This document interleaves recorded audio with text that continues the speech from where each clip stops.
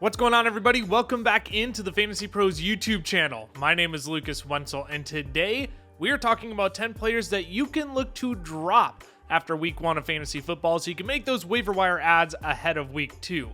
Before we dive into that list, though, we've partnered with our friends over at Trophy Smack to give away this large symbol of fantasy football glory, a 36-inch custom fantasy football trophy. This towering trophy is designed to make you feel like the champion you are and is fully customizable to represent your league's unique flair. To enter, all you need to do is subscribe to the Fantasy Pros YouTube channel right now, drop a comment below on any of our videos, and that is it. That's all you need to do. We will be announcing a winner right here on the channel, so make sure to turn on those notifications so you can know when new videos are up and to come claim your prize. Our first cut candidate is Atlanta Falcons running back Tyler Allgeier. Reports rumbled throughout the offseason that this Falcons backfield would be more of a split than anticipated. That didn't hold true in week 1, however, as Bijan Robinson handled 18 of 21 running back carries and played 40 more snaps than Allgeier. Even despite averaging 7 yards per tote, his 3 rush attempts were the lowest of his entire career. Yes, his entire career. Looking ahead, the Falcons running backs draw a tough matchup visiting the Eagles in week 2.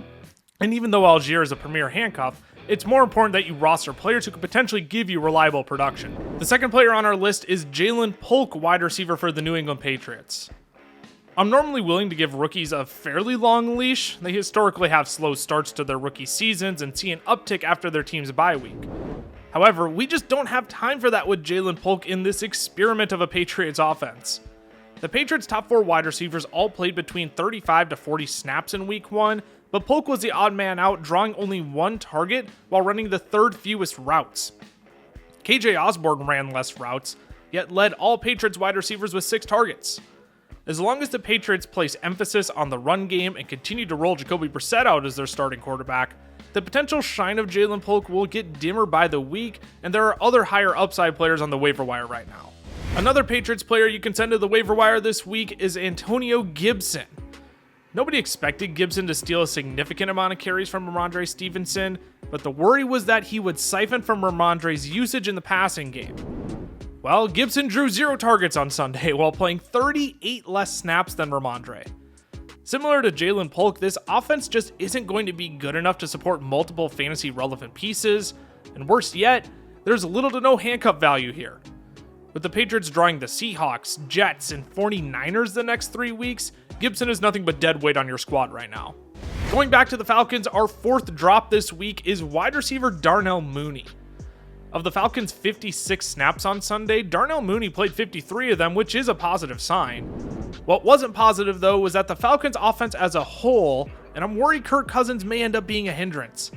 I'm not trying to overreact after 1 week, but Cousins looked relatively immobile. The Falcons maybe tried to hide this by lining up in shotgun or pistol formation on 96% of their snaps, but even at that, there was little to no movement in the pocket from Kirk Cousins. At any rate, Ray McCloud led the team in targets yesterday, and that was not on anyone's week 1 bingo card. And if Kirk Cousins can't drive the ball downfield, Mooney is much better off on your waiver wire. Up next is Green Bay Packers tight end Luke Musgrave. It was going to be a battle coming into the season between Musgrave and fellow tight end Tucker Kraft, but it seemed Musgrave would potentially have the upper hand with Kraft dealing with a pectoral muscle injury throughout the offseason. However, that was not the case in week 1. Musgrave was outsnapped by Kraft 64-17 against the Eagles. Both tight ends drew 2 targets apiece, but if Musgrave isn't the primary tight end on the field, there's not much upside to be had here. Then boil in the fact that the Packers will be without Jordan Love for 3 to 6 weeks while he deals with an MCL sprain, and Musgrave quickly becomes an expendable piece on your roster. The 6th player we need to talk about is Los Angeles Rams running back Blake Corum. After all of the offseason hype, Blake Corum was rewarded with a whopping 0 snaps on Sunday Night Football against the Lions. There was belief that Corum would be the Tyler Allgeier to Kyron's Bijan Robinson, that Corum would allow Kyron to get a breather instead of shouldering a 90% snap share. That just flat out did not happen. Kyron still played 91% of the snaps, while Ronnie Rivers took the other 9%. Again, really trying not to overreact after just 1 week. But unless your league scores kick return yards, Blake Corum may just be another meaningless handcuff early on in the season. Another wide receiver you can drop to the waiver wire this week is Curtis Samuel of the Buffalo Bills. Samuel has been dealing with turf toe over the last few weeks, which could explain his lack of week 1 production in a high-scoring game.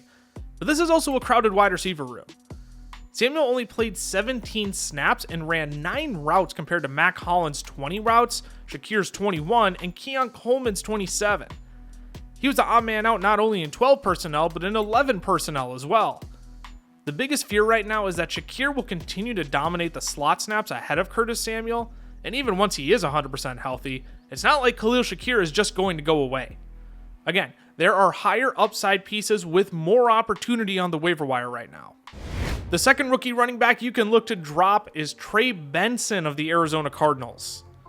Cardinals offensive coordinator Drew Petzing said last week that James Conner was the clear bell cow in this running back room, and he wasn't lying. Benson only handled 3 of the team's 25 rush attempts on Sunday, while Conner was given 16. From a snap perspective, Benson totaled only 8 snaps, which was the 3rd fewest of all Cardinals players on offense. The camp buzz for Benson wasn't positive to begin with coming into the season, and we don't have time for handcuffs early on. Sure, James Conner doesn't have the healthiest track record, but there's also no guarantee Benson takes over his entire workload should Conner miss time. Coming in next is Chicago Bears tight end Cole Kmet. The upside was always limited for Kmet coming into the season, considering he would likely be the 4th or 5th option behind DJ Moore, Keenan Allen, Rome Odunze, and potentially DeAndre Swift. Turns out, Kmet is also behind Gerald Everett in the pecking order after Sunday. Kmet played 7 less snaps and ran 9 less routes than the 7-year vet.